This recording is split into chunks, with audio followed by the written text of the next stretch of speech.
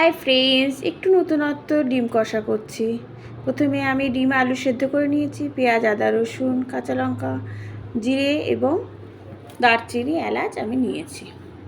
এবং এই যে পেঁয়াজ আদা রসুন পেস্টের সাথে আমি কিন্তু একটু নতুনত্ব কি নিয়েছি, চালমগজ এর সাথে আমি বেটে নেব।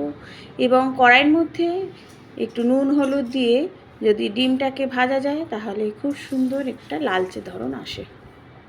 ডিমটাকে নুন হলুদ না মাখিয়ে যদি কড়াইয়ের মধ্যে একটু নুন হলুদ দিয়ে দেন তাহলে দেখবেন খুব তাড়াতাড়ি করে লালচে রং হয়ে যাচ্ছে ডিমগুলো। এবার ফোড়ন দেবো হচ্ছে সেই রেখে দিয়েছিলাম দারচিনি তেজপাতা গোটা জিরে ও এলাচ।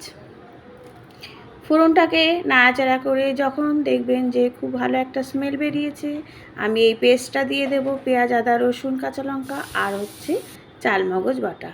সে সব কিছু একসাথে পেস্টটা আমি দিয়ে একটু তার সাথে একটু টমেটো দিয়ে দিয়েছি, দিয়ে ভালো করে ভাজা ভাজা করতে হবে মশলাটাকে। তার সাথে আমি দিয়ে দেবো হচ্ছে একটু নুন আর একটু হলুদ দিয়ে ভালো করে মশলাটা আমি কষিয়ে নেব।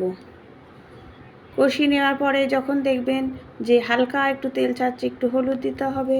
দেওয়ার পরে এই ডিম আর আলু বলে রেখেছিলাম, আগেই সেদ্ধ করে রেখেছি, সেই আলুগুলোকে আমি দিয়ে দিলাম এর সাথে।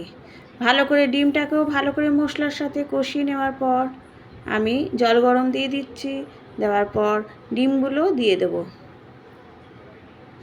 দিয়ে ভালো করে যখন সব কিছু একসাথে ভালো মতো ফুটে যাবে, পরিমাণ মতো আপনি কারি রাখবেন, রেখে নামিয়ে নেবেন। Please subscribe, like, comment please.